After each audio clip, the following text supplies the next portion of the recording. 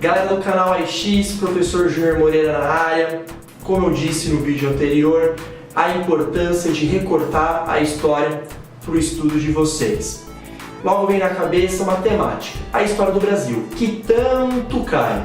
Ultimamente a história do Brasil está caindo mais no século XX, ditadura. Mas vale a pena lembrar a formação do Estado brasileiro e entender que a formação do Estado brasileiro não é um fenômeno isolado. Ela depende muito da história de outros estados nacionais, no caso, Portugal. Mas como surge Portugal? Mas como surge a necessidade de expansão? Como surge esse interesse? Tudo está vinculado a um passado naquele período não tão distante. E que passado é esse? O passado é a crise do sistema feudal. O feudalismo demanda até uma aula exclusiva para essa temática. Mas de qualquer forma, o feudalismo justifica e muito a necessidade não apenas da formação de estados nacionais, que no período da Idade Média está fragmentada nas mãos dos senhores, mas também justifica a expansão territorial, prática muito comum, principalmente no período da Idade Antiga, com Roma, por exemplo, e que aqui se torna necessário. É importante entender que os feudos funcionavam como um processo sustentável para a produção e para quem produzia, evidentemente. Para quem era o senhor feudal, a produção e a lucratividade era maior. Mas com a crise, que é muito justificada também com o problema de terra agricultável propriamente dita, se torna necessário a expansão além Europa. Vale a pena lembrar também que o monopólio italiano no mar Mediterrâneo impossibilitava esses futuros estados nacionais que eu vou comentar, como Portugal e Espanha. Mas no caso do Brasil, Portugal, movimentar uma lucratividade importante para si mesmo. Dessa forma, se torna notório a expansão marítima, tá certo? As cruzadas que em algum momento o seu professor comentou em sala de aula, ou você estudou aqui na internet, ou vai ver também no canal Alternativa X, as cruzadas foram importantes para ter essa sensibilidade de expansão. Só que elas foram feitas e executadas pela terra. E a expansão marítima se torna uma máquina, uma ferramenta, uma engrenagem que mobilizava todos os interesses: o territorial, o econômico e, por consequência, o social. O interesse dos portugueses em cima da expansão comercial era um reflexo de como os italianos trabalhavam com relação a isso. O mar Mediterrâneo e a busca das especiarias não era uma exclusividade dos portugueses, como nós já vimos em sala de aula. Os italianos se tornam pioneiros nisso. Nós deixamos um pouco os italianos de stand-by porque eles monopolizaram o mar Mediterrâneo e, em cima dessa necessidade, os portugueses caminharam por uma saída alternativa.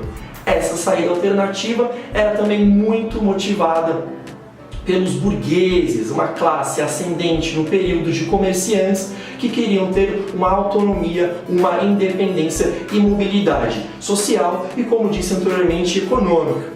A formação do Estado português dependeu de vários fatores, né? Não foi só a expansão. Você não consegue formar um Estado em cima de uma necessidade de expansão apenas. Você precisa também ter revoluções, né? Hobsbawm já falava na Era das Revoluções que a ruptura era importante para continuar um processo, para manter um processo retilíneo dentro da história. E aqui não foi diferente. Você vai ter a Revolução de Avis, fundamental para a formação do Estado português. Você vai ter a necessidade dos reis, dos nobres, em unificar e padronizar um Estado forte e oponente para efetivar a expansão, e não apenas essa expansão, mas também uma estabilidade e respeito que é muito importante dentro da própria Europa. A expansão marítima e comercial não foi uma exclusividade do Estado português. A Espanha, na mesma região, a região da Península Ibérica, tinha essa viabilidade em mãos. Tinha e o fez. A Espanha, em conjunto com Portugal, foram os pioneiros das grandes navegações. Os espanhóis e os portugueses foram os pioneiros, não apenas nas navegações, mas no processo de colonização. A colonização vai justificar e muito a história do Brasil. É com a colonização que a ideia de Estado português, de Estado brasileiro, por consequência, toma forma. E isso é um processo que vai dar continuidade ao período moderno. Evidentemente que todo o desenvolvimento dessas práticas marítimas, ela precisa de uma tecnologia. Importante você também entender que nessa atmosfera a tecnologia que faz eu estar aí no seu celular ou no seu computador não é a mesma daquele período. Tecnologia, nós podemos falar da escola de Sagres. Todo o desenvolvimento das práticas marítimas, na construção de naus e de todo o procedimento para sair da Europa e atravessar o Atlântico, parte da escola de Sagres, parte também de uma herança muito deixada pelos árabes no período que existia o atrito da guerra de reconquista entre árabes e Península Ibérica. Vale a pena lembrar que os tratados ibéricos se tornam importantes para a divisão dentro desse período. O principal e o mais famoso deles é o Tratado de Tordesilhas, aquele mesmo. Tordesilhas? Nossa, é? Tordesilhas. Oh.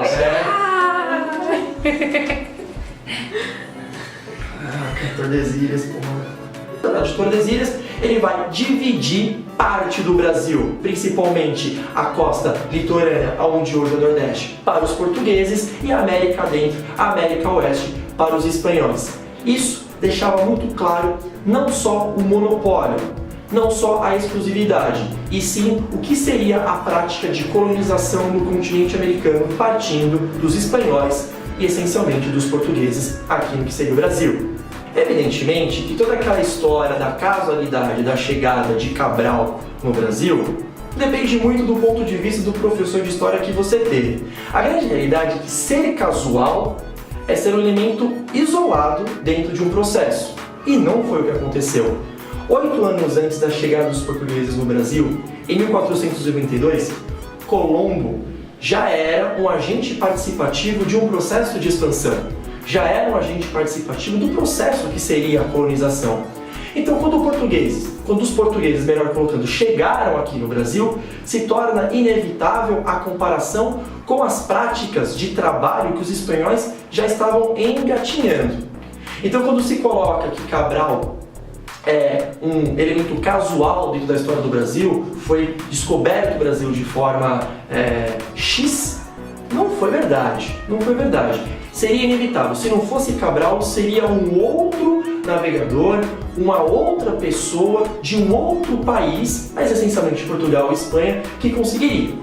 Eu falo outro país porque as tentativas de França, Holanda e Inglaterra, conforme o tempo foi passando no início da Idade Moderna, se torna inevitável.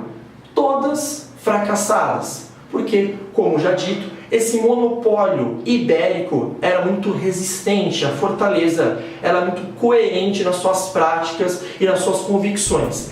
E a lucratividade era algo que motivava ainda mais aquela conduta entre esses estados nacionais da Europa. Quando a gente conversa sobre colonização, o que remete na sua cabeça? Possivelmente o trabalho escravo. Vale a pena lembrar, o trabalho escravo faz parte do meio desse sanduíche que foi o extrativismo aqui no Brasil. Trabalho escravo, trabalho de mão de obra negra, africana, remete muito ao açúcar. Não estamos no açúcar ainda. Inicialmente, as práticas extrativistas dos portugueses se torna viável com a extração do pau-brasil. O pau-brasil, ele contempla os 30, quase 40 primeiros anos do século XVI aqui no nosso país. Isso já efetivou o que seria a galinha dos ovos de ouro dos portugueses, que fora, num futuro não tão distante, o açúcar aqui no Brasil.